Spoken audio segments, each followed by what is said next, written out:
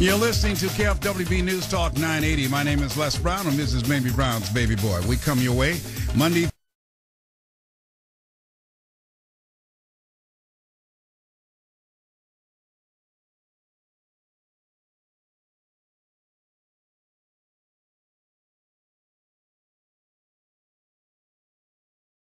through Friday from 2 o'clock until 4 o'clock, bringing you the most positive show on the radio. When you listen to this show, you feel differently. Yes, you do. You feel good. You find yourself smiling and talking to yourself and talking back to the conversations that we engage in and the various stimulating topics that we have. And we always invite you to join in because we love to hear your story. And today we're talking about the past catching up with you and how it can mar your present and can have some ability to compromise your future if you permit it. And so we've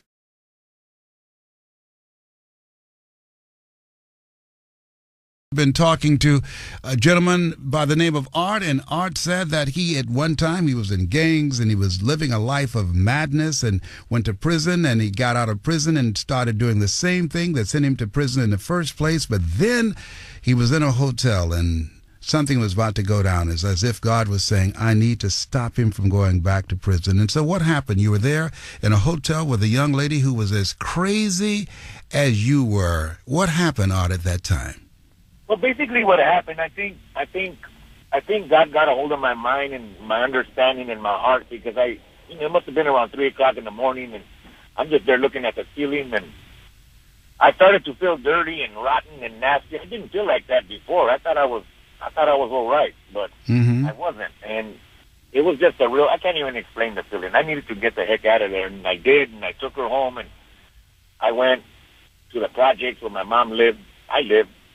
And I was in my room, and I started thinking about God. Make a real long story short, I'm actually on my lunchtime. I'm driving up to my job. I got to get back in there.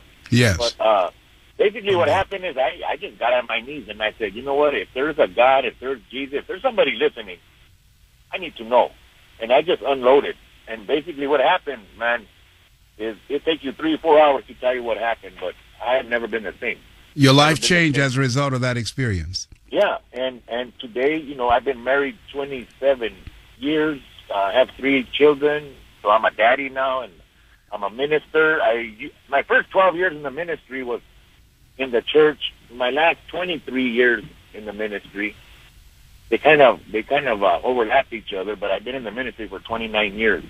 It's prison. All I do is prison ministry now. Okay, and here's a good thing is that you don't see yourself as an ex-prisoner. Now you see yourself as a person who's bringing about change, reducing the recidivism rate and the incarceration rate.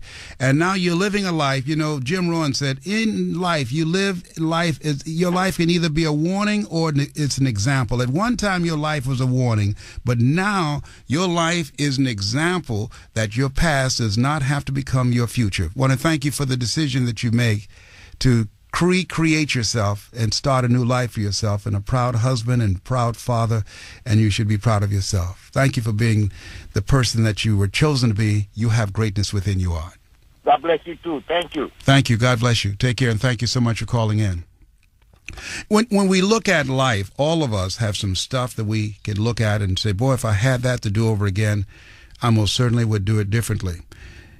Something that Michael Sabinko said, one problem with gazing too frequently into the past is that we may turn around to find the future has run out on us.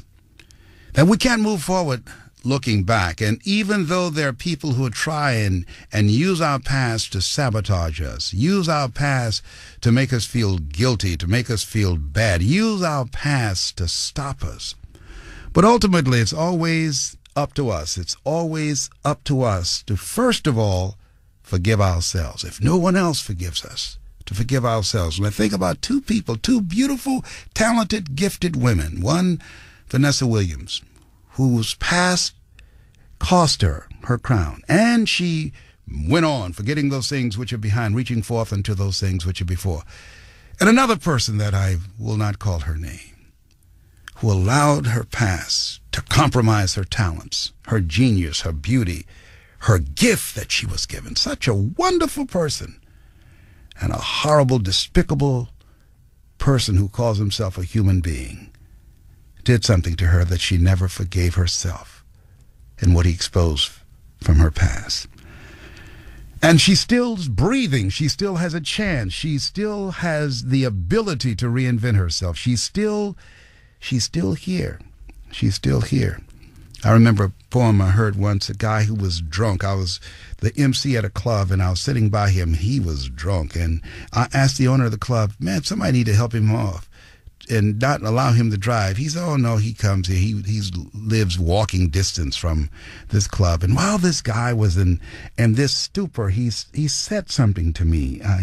I've only heard this once. He said, you know, I heard you on the radio and you love quotes. Here's one for you. And I said, what is it? I'm saying to myself, what does this drunk have to say? And he said, many a flower has bloomed unceasingly and wasted sweetness upon the cold desert air. I said, what do you mean by that?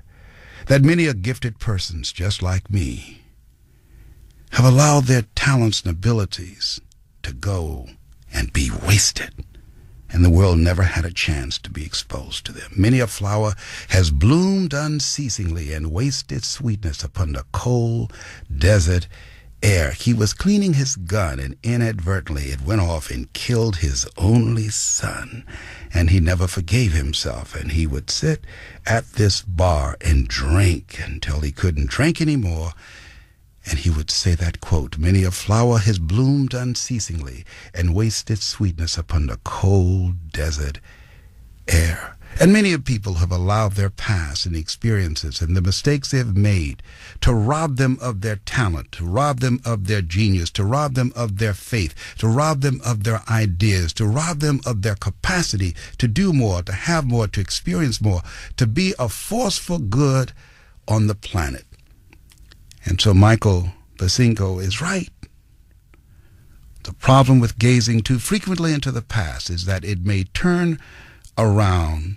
One day we may turn around to find the future has run out on us. Forgiving ourselves, forgetting those things which are behind, reaching forth unto those things which are before, and press toward the mark of the higher calling. Oscar Wilde was right. Never look back unless you are planning to go that way. No man is rich enough to buy back his past. As Dave Ramsey would say, that's another one for the history books. This has been Mrs. Mamie Brown's Baby Boy. It's been a plum-pleasing pleasure as well as a privilege. Thank you so much for listening. Join us tomorrow from 2 o'clock until 4 o'clock. Once again, you've been listening to KFWB News Talk 980.